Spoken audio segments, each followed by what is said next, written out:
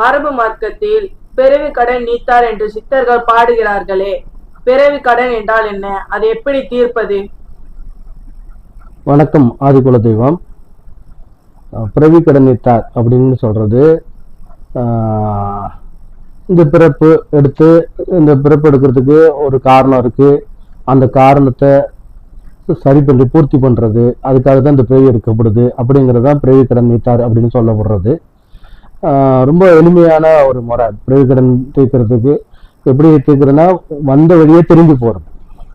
புரிஞ்சிச்சு, பிறவி கடன் நீத்தாச்சு, வந்த வழியே திரும்பி போறது. ஆனா இங்க அந்த வந்த வழியை திரும்பி போறதுக்கு வழி இல்லாம தவிக்கிறதால தான் அதிகப்படியான பிரச்சனைகளை நம்ம சந்திக்கிறாங்கன்னு பாக்குறோம். வந்த வழியை திரும்பி போக தெரியாம திரும்பவும் இதுக்குள்ளேயே மாட்டிக்கிட்டு இருக்காங்க மக்கள் அப்படின்னு பாக்குறோம். நம்ம இந்த குலதெய்வ வழிபாட்டை பொறுத்த வரைக்கும் சித்தர்கள் சொன்ன வழிமுறைன்றது, வந்த வழியை திரும்பி போறது அப்படின்னா என்னன்னா, ஒரு மனுஷன் ஒருத்தர் அவரு வேட்டைக்கு போறாரு அப்படின்னா, வேட்டைக்கு போயிட்டு அவருக்கு வேட்டைக்கு போகும்போது அவரு எதுக்கு வேட்டைக்கு போறாரு? இன்னைக்கு ஒரு நாள் உணவு அவருக்கு தேவைப்படுது, அதுக்காக வேட்டைக்கு போறாரு. அந்த வேட்டை வெற்றிகரமா முடிஞ்சிச்சுன்னா அன்னைக்கு அவருக்கான வேலை முடிஞ்சிருச்சு. அப்ப அவரு போன வேலை வெற்றிகரமா முடிச்சுட்டாரு, இன்னைக்கு வேட்டையாடிட்டாரு அப்படின்னு அர்த்தம். வேட்டையாடிட்டு திருப்பி அதே வழியில வீட்டுக்கு வந்துடணும். அப்படி வரலன்னா அங்க வழி தெரியாம மாட்டிக்கிட்டாரு அப்படின்னு நம்ம பாக்குறோம்.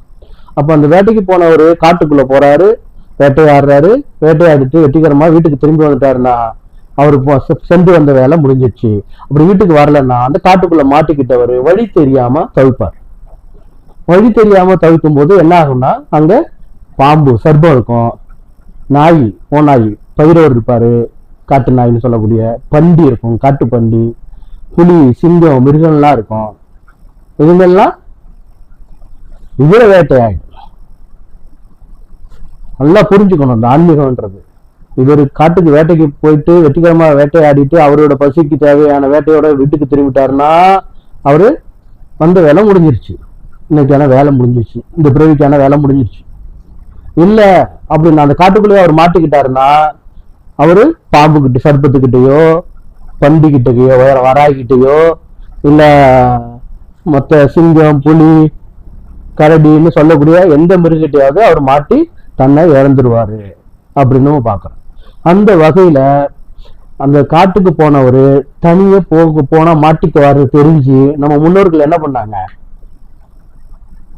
தகப்பன் கூட ஏற்கனவே போனவர் அப்பா போயிருப்பாரு, அவரு கூட மகனை அனுப்புவாங்க, அப்பா கூட வேட்டைக்கு போவோம் அப்படின்னு. ஏன்னா புள்ள போனான்னா காணாம போயிட்டான்னா அங்க இருக்கிற கொடிய மிருகங்கள்லாம் இவரை சாப்பிட்றோம், அதனால தகப்பன் கூட போனா கரெக்டா சரியா வந்து சேர்ந்துருவாரு அப்படின்னு சொல்லி பிள்ளைங்களை வேட்டைக்கு அப்பா கூட அனுப்பி வைக்கிறது முறை. இப்ப இந்த வாழ்க்கையில பாத்தீங்கன்னா இப்போ காலங்காலமா அதை தான் நம்ம கடத்திக்கிட்டு வந்தாங்க நம்ம முன்னோர்கள். குலதெய்வங்கிற தகப்பனை துணைக்கு அனுப்பி உன் பிள்ளைய நீ பார்த்துக்கோ அப்படின்னு நம்மளை காலம் கடத்திக்கிட்டு வந்தாங்க.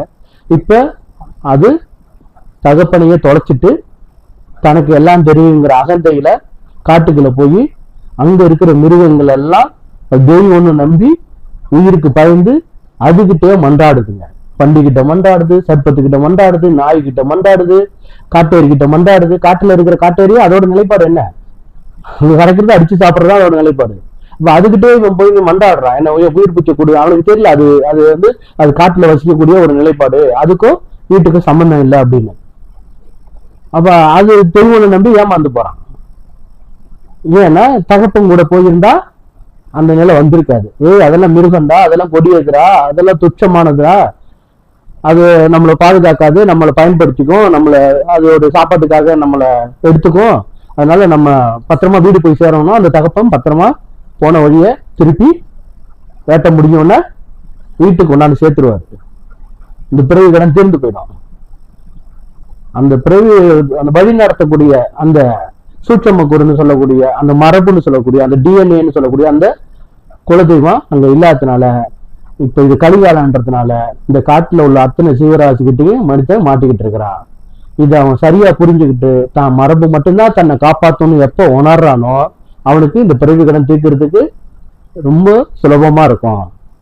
வந்த வழியே திரும்பி போய்கிட்டே இருக்கலாம். இல்லைன்னா திரும்ப திரும்ப சுத்தி தேவையில்லாத மூட்டைகளை சேர்த்து அடுத்த தலைமுறைக்கு வினையா வச்சுட்டு போற வேலையை தான் நம்ம இங்க செய்ய முடியும். வினையிலேருந்து வெளியாக முடியாது. ரொம்ப சுலபமான முறை வந்த வழியே திரும்பி போறது. அது அப்பதான் பிறவி கடன் தீர்ந்து போகும். இல்லைன்னா இங்க ஒரு சுரங்க பாதைக்குள்ள மாட்டிக்கிட்ட கதை தான்.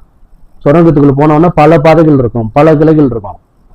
ஒரு பாதை மட்டும்தான் வெளியே வர்றதுக்கு இருக்கும். அந்த சரியான பாதை வெளியே வந்துட்டாதான் வேலை முடிஞ்சிச்சு, தப்பிச்சாச்சு. இல்லைன்னா திரும்ப திரும்ப அதுக்குள்ளேயே மாட்டிக்கிட்டு அந்த வாழ்க்கைங்கிற சூறாவளிக்குள்ளேயே மாட்டி செதஞ்சு போறத, அழிஞ்சு போறத நம்ம இங்க பாக்குறோம். நன்றி, வணக்கம். தொடர்ந்து பேசுவோம்.